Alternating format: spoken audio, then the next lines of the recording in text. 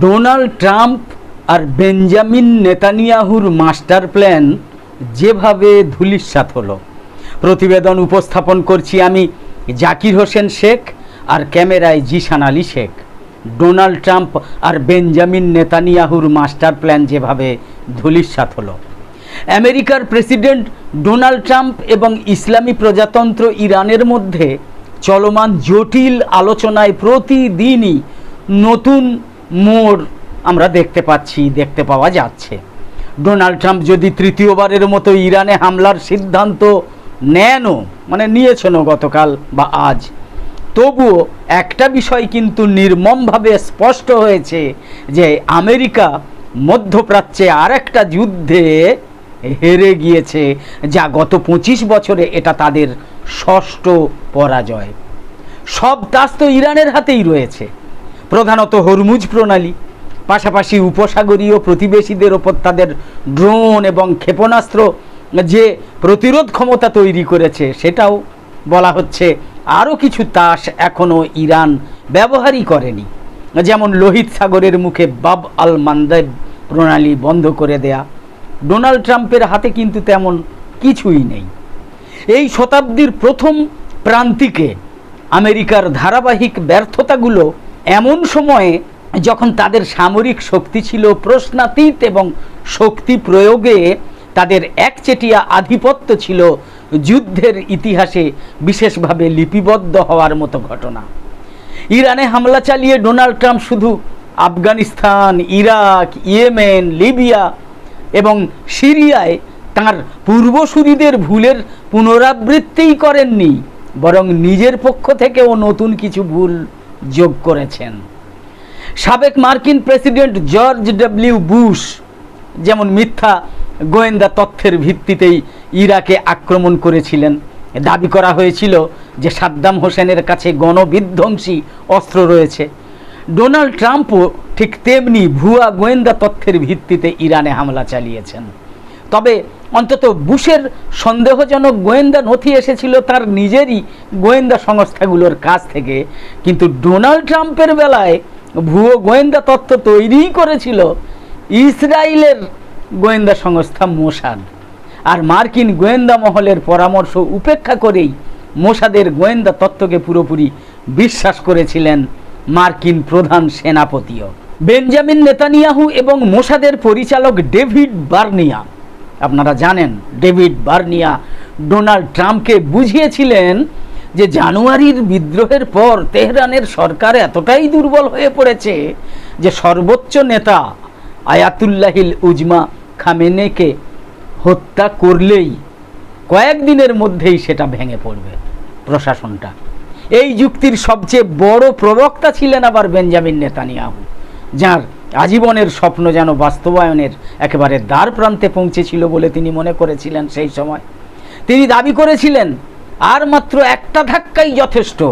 এখন দেখা যাচ্ছে ইরান যুদ্ধ শেষ হওয়ার পথে এবং সবচেয়ে বড় পরাজিত ওই বেঞ্জামিন নেতানিয়াহু।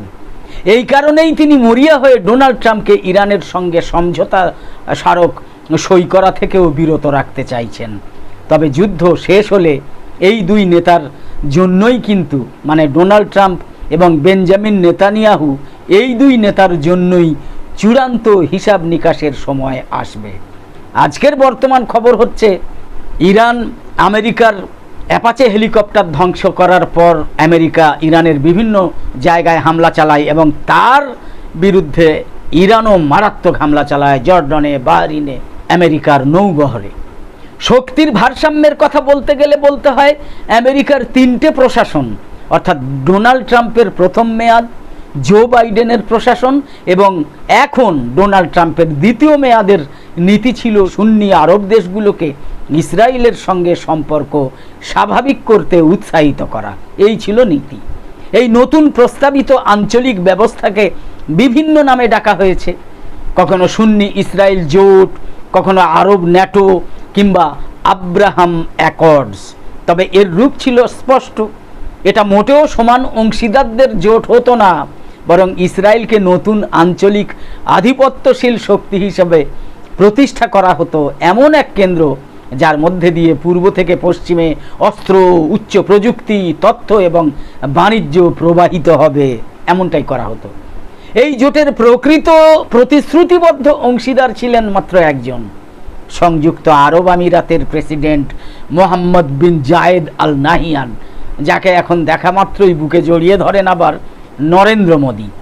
সেই সংযুক্ত আরব আমিরাতের প্রেসিডেন্ট মোহাম্মদ বিন জায়েদ আল নাহিয়ান কেবল দেখেছিলেন যে দুই লিটল স্পার্টা একত্র হয়ে কিভাবে বিমান ঘাঁটি এবং বন্দর ভিত্তিক পারস্পরিক উপকারী সাম্রাজ্য গড়ে তুলতে পারে, যা কৌশলগতভাবে পারস্য উপসাগর, ওমান উপসাগর এবং লোহিত সাগর জুড়ে বিস্তৃত থাকবে।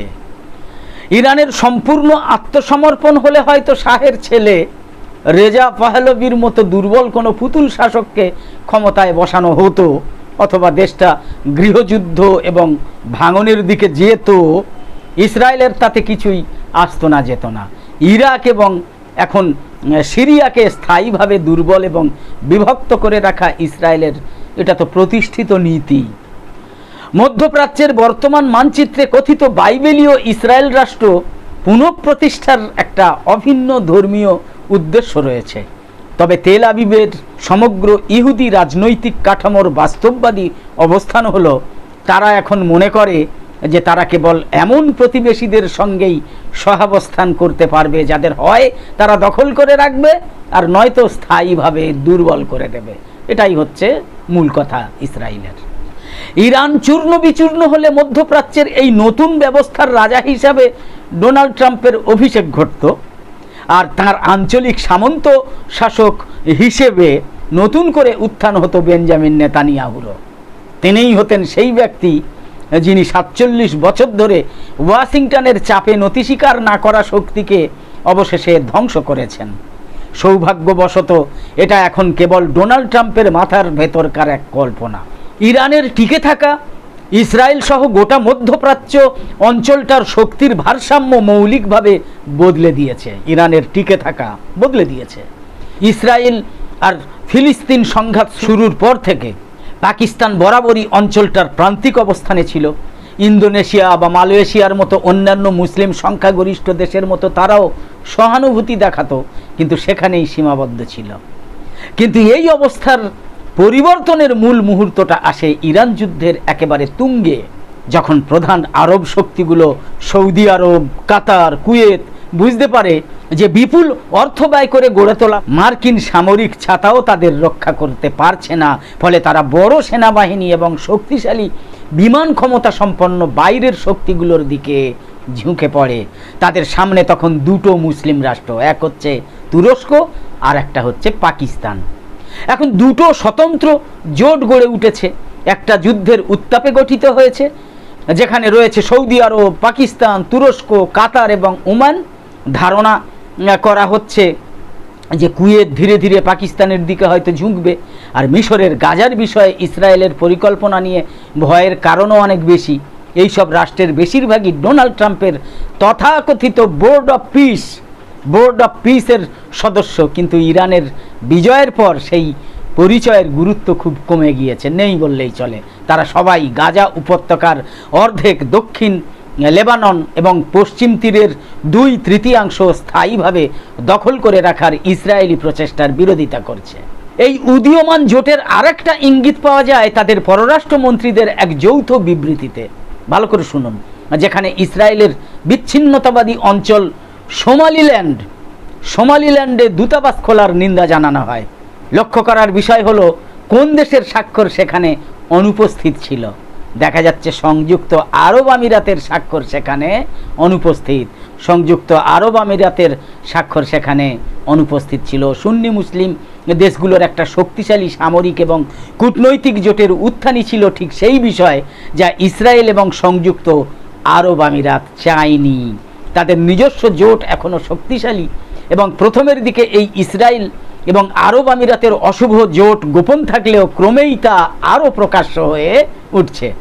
তাদের পেছনে রয়েছে নরেন্দ্র মোদীর ভারত, ডোনাল্ড ট্রাম্পের আমেরিকা। কিন্তু এই সব দেশ ভৌগোলিকভাবে অনেক দূরে। যদি শান্তি প্রতিষ্ঠিত হয় তবে আবুধাবি নিজেকে রূপক অর্থে অন্তত তার দুই শক্তিশালী প্রতিবেশী ইরান এবং সৌদি আরবের বন্দুকের নলের সামনে দেখতে পাবে। মোট কথা, সৌদি আরবকে ইরানের সঙ্গে সামরিক সংঘাতে টেনে আনার সংযুক্ত আরব আমিরাতের কৌশল কিন্তু সম্পূর্ণ ব্যর্থ হয়েছে। রিয়াদ মোটামুটি নিজের অবস্থানেই অটল থেকেছে এবং ইরানের সঙ্গে সম্পর্ক ও ইয়েমেনে হুতিদের সঙ্গে যুদ্ধবিরতি অক্ষুণ্ণ রেখেছে।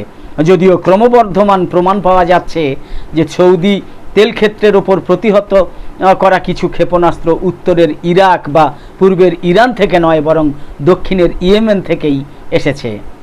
একটা বিষয় নিশ্চিত, উদীয়মান সুন্নি জোট নিজেকে প্রকাশ্যে ইসরায়েল বিরোধী হিসাবে তুলে না ধরলেও এর অস্তিত্ব নিঃসন্দেহে ইসরায়েলের স্বার্থের পক্ষে কিন্তু নয়। ডোনাল্ড ট্রাম্প হয়তো যুদ্ধবিরতির বিনিময়ে রিয়াদকে আব্রাহাম অ্যাকর্ডসে সই করতে চাপ দেওয়ার চেষ্টা করবেন, কিন্তু তিনি যা পারেন তা হলো বধির নীরবতা। সর্বশেষ সামাজিক যোগাযোগ মাধ্যম পোস্টে তিনি আবারও পরাজয়ের মুখ থেকে বিজয় ছিনিয়ে আনার চেষ্টা করেছেন।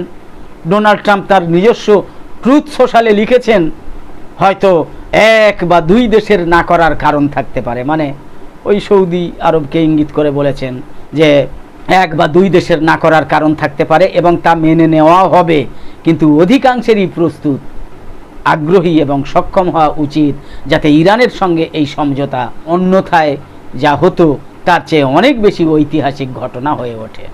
পরাজিত এবং বিভ্রান্ত এই প্রেসিডেন্ট ডোনাল্ড ট্রাম্প এমনকি ইরানকেও সদস্য হওয়ার প্রস্তাব দিয়েছেন। শুনলে আশ্চর্য মনে হবে। উপরোক্ত মহান নেতাদের অনেকের সঙ্গে কথা বলেছি, তিনি বলেছেন আমাদের দলিলে সই হওয়ার সঙ্গে সঙ্গেই তারা ইসলামী প্রজাতন্ত্র ইরানকে আব্রাহাম অ্যাকর্ডসের অংশ হিসাবে পেলে সম্মানিত বোধ করবেন। ওয়াও, সেটা সত্যিই বিশেষ কিছু হবে বলেছেন ডোনাল্ড ট্রাম্প। প্রতিরোধকে শক্তিশালী করা বাস্তব পৃথিবীতে ইরান এখন উপসাগরীয় অঞ্চলের আরেকটা প্রধান শক্তি হিসেবে নিজেকে প্রতিষ্ঠিত করছে।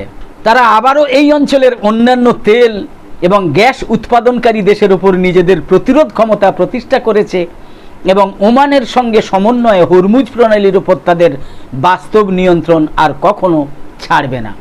এটা তাদের কাছে সেই উচ্চমাত্রায় সমৃদ্ধ ইউরেনিয়ামের মজুতের চেয়ে অনেক বেশি মূল্যবান যা তারা উৎপাদন করতে শুরু করেছিল সাবেক মার্কিন প্রেসিডেন্ট বারাক ওবামার সময়ে হওয়া পারমাণবিক চুক্তি থেকে ডোনাল্ড ট্রাম্প আমেরিকাকে প্রত্যাহার করে নেওয়ার পর।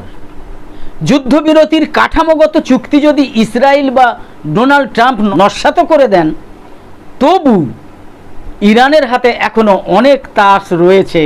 হ্যাঁ, ডোনাল্ড ট্রাম্প এবং বেঞ্জামিন নেতানিয়াহু ইরানের বিমান বাহিনী এবং নৌবাহিনীকে ধ্বংস করেছেন, যেমন ইসরায়েল সিরিয়ার ক্ষেত্রেও করেছিল, কিন্তু তারা ইরানের প্রকৃত আকাশ এবং সামুদ্রিক শক্তিকে ধ্বংস করতে পারেনি, যা ড্রোন, ক্ষেপণাস্ত্র, ছোট নৌকা এবং নৌমাইনের মাধ্যমে পরিচালিত হয়। সাম্প্রতিক দিনগুলোয় হরমুজ প্রণালী দিয়ে পাকিস্তান এবং চীনের উদ্দেশ্যে ট্যাঙ্কার চলাচল করেছে। এটা মোটেও কাকতালীয় নয়। আসলে ইরান প্রমাণ করেছে যে তারা চাইলেই জলের কলের মতো কিন্তু হরমুজ প্রণালী চালু করতে পারে বা বন্ধ করে দিতে পারে, জলের কলের মতো, ট্যাবের মতো। ইরানের বিজয় পুরো অঞ্চলের প্রতিরোধ আন্দোলনগুলোকেও শক্তিশালী করেছে। হিজবুল্লাহকে প্রায় যুদ্ধ ক্ষমতাহীন বলে ধরে নেওয়া হয়েছিল, কারণ পেজারে বিস্ফোরণ এবং ধারাবাহিক হামলায় তাদের নেতৃত্ব বারবার ক্ষতিগ্রস্ত হয়েছিল। কিন্তু এখন নতুন প্রজন্মের যোদ্ধারা মৌলিক পাল্টা গোয়েন্দা শিক্ষা অর্জন করেছেন। তারা লেবাননের সরকারের চেয়েও বেশি কার্যকরভাবে রক্ষা করছেন, যদিও লেবানন সরকার ইসরায়েলের সঙ্গে আলোচনায় রয়েছে। ইরান বৈশ্বিক শক্তির ভারসাম্যও বদলে দিয়েছে।